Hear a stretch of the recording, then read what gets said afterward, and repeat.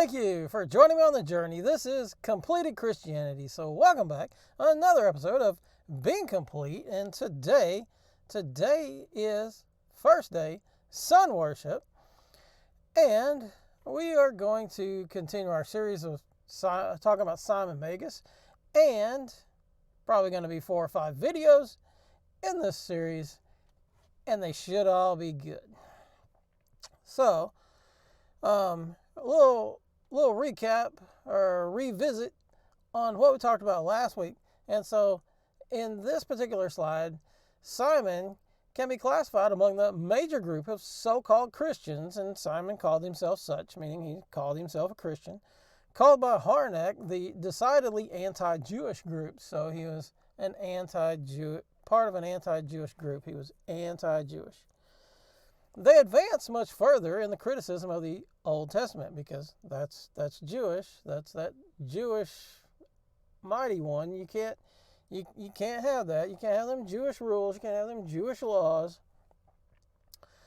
Okay, so advance much further in the criticism of the Old Testament and perceive the impossibility of saving it. That is the Old Testament. So impossibility of saving the Old Testament. That was no longer part of the faith.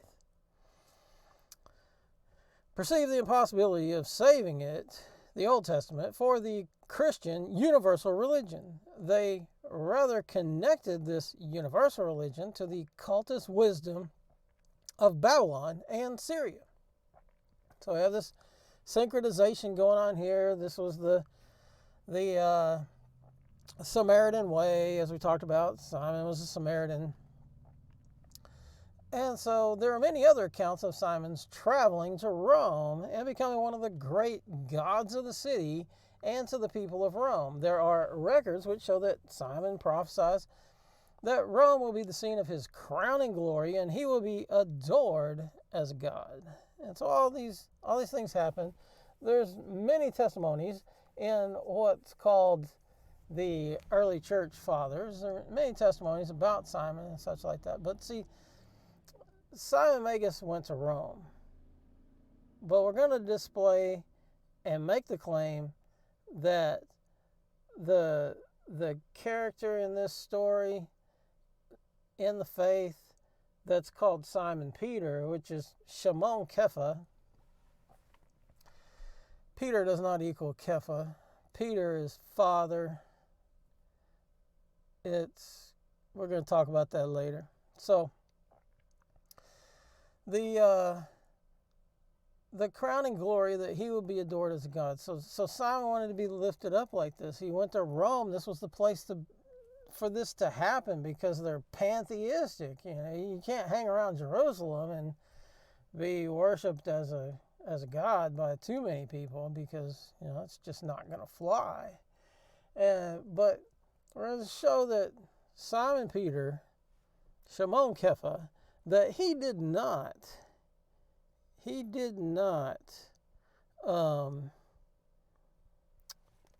go to Rome. If he ever did, it was a short visit. But the Catholic Church, the Roman Catholic Church, their doctrine lives and dies on the fact that Peter was the Bishop of Rome. He was, quote, the first pope. If this is not true, then the whole house of cards comes down. And so the Eastern Orthodox Church, they're not as married to it, but they do make the claim that Peter was bishop in Rome, but they're not married to that claim like the Roman Catholics are.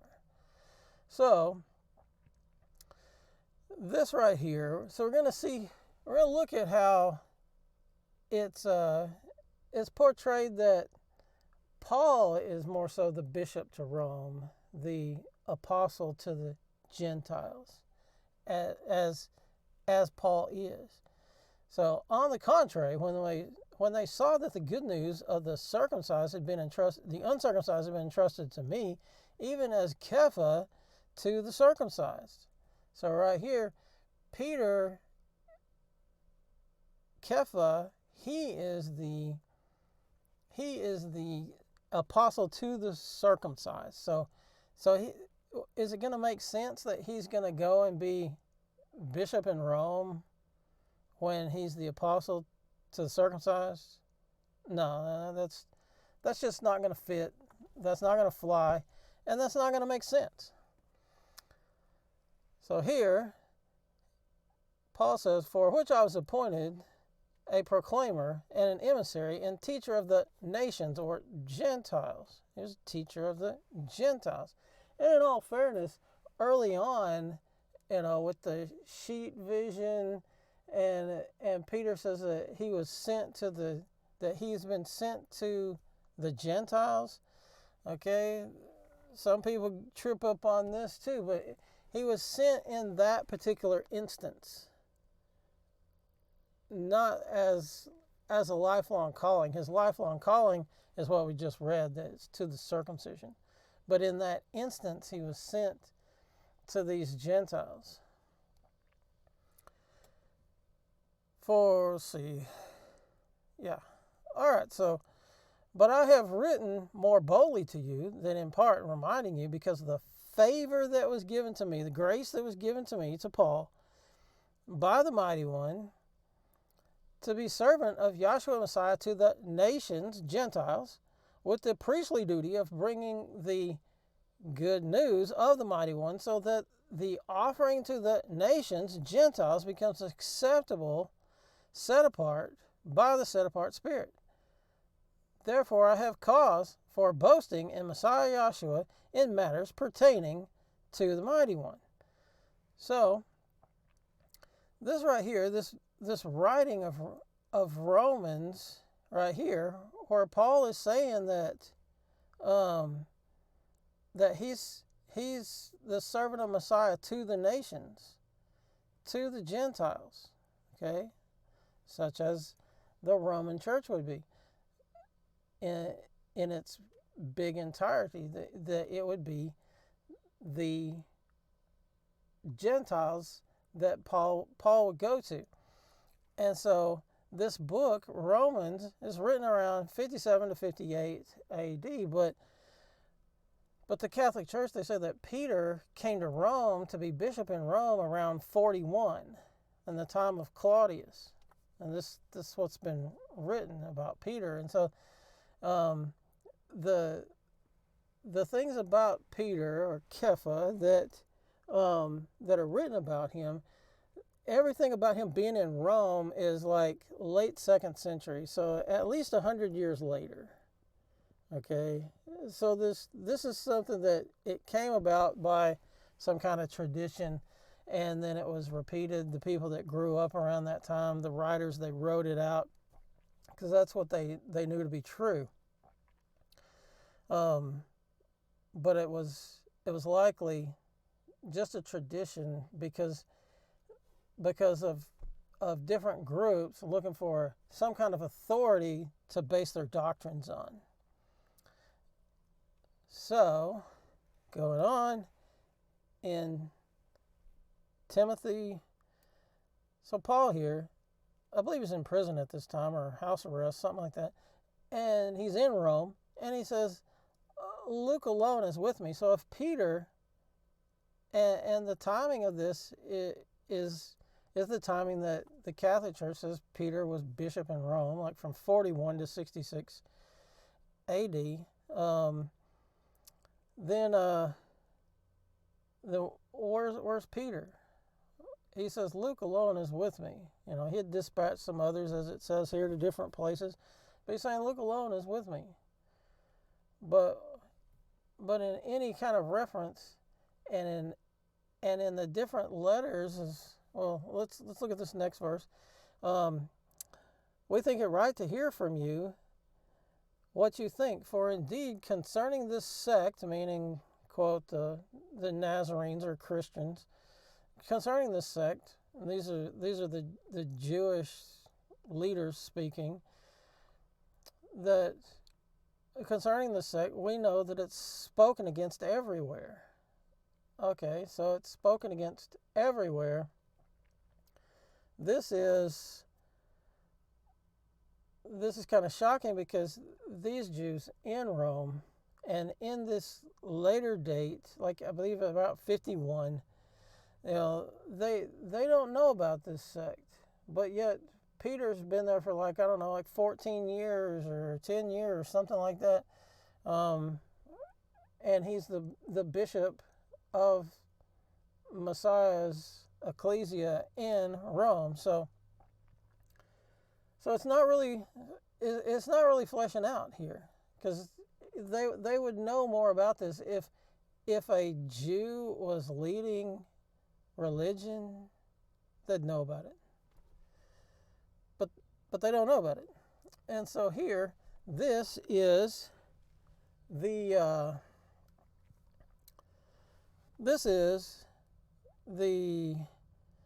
timeline of the book of Acts. And as we come down here to the bottom, we'll look like right here in Acts. We're reading here in Acts 28.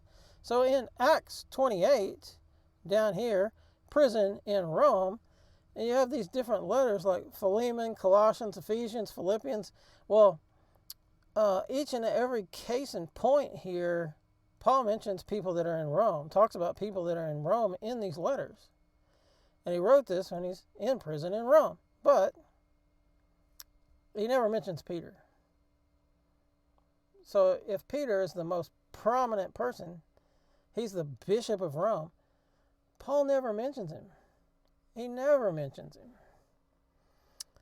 And so, moving on, and he killed Yaakov, brother of Johanan, with the sword, and seeing that it was pleasing to the Yahudim, he further proceeded to arrest Kepha as well.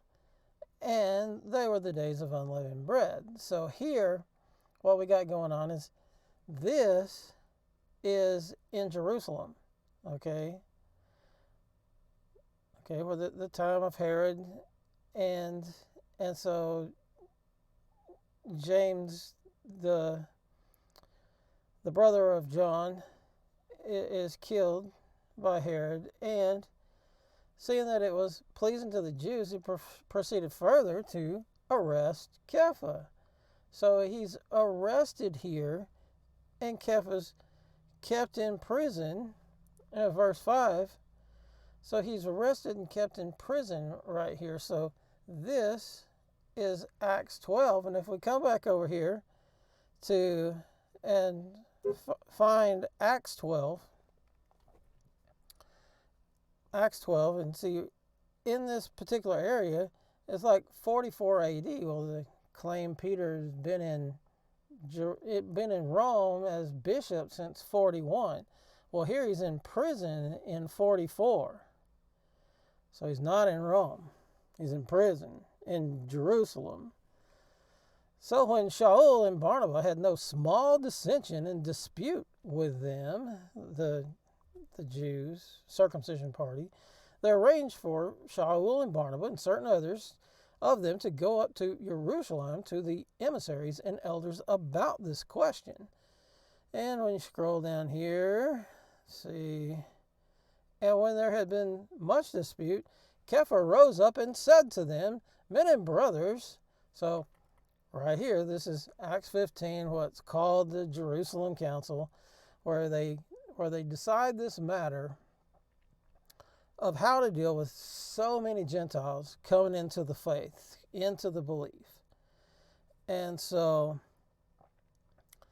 this, Acts 15, let's go back and look at this. Okay, Acts 15, boom, boom, boom, says Jerusalem Council on here, 49 to 50 AD.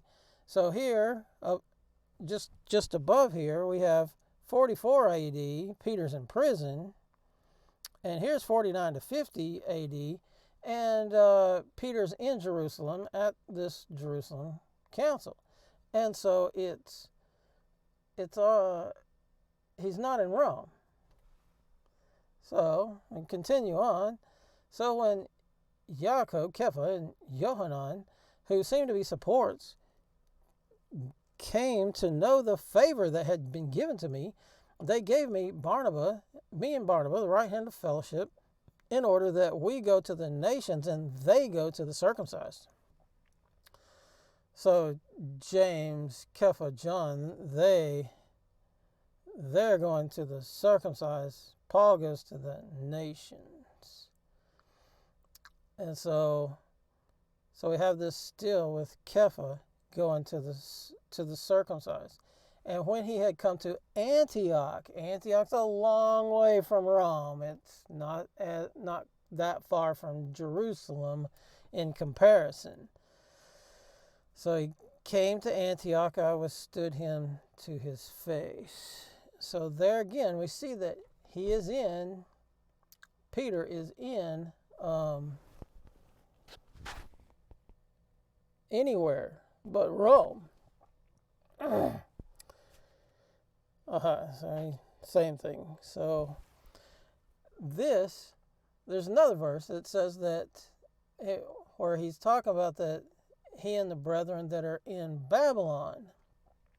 Well, the Catholic Church, they interpret that, which kind of shooting themselves in the foot. They interpret that Rome is Babylon, because in Revelation, Rome is Babylon. It's like, I don't think you want to go down that road,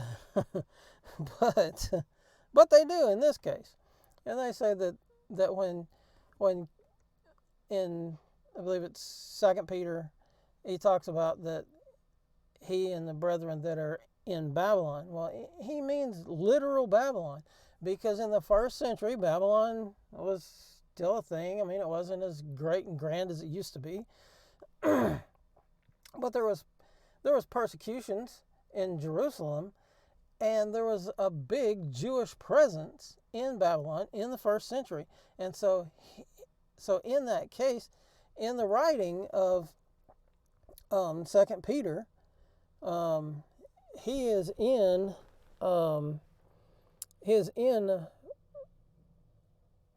Babylon, and I believe this is about 56 AD in that part, or no, 65. I believe it's 65 AD. Either way, it's all chopped up and broken up in this time frame where they say that Peter was bishop in Babylon. But the proof is in the pudding with all of these verses, and we have seen that it's not Peter that is in Rome, but it is Simon Magus. Psalm 89:34, my covenant I will not break, nor alter the word that has gone out of my lips. If you like the video, give us a thumbs up. Comment down below. Comments of opposition are welcome. Just don't say anything dumb like we're not under the law. We're under grace, because you've been taught to use that verse outside of the bounds of its intended context. Subscribe now. Smash that subscribe button and ring that bell so that you get notifications of all future videos.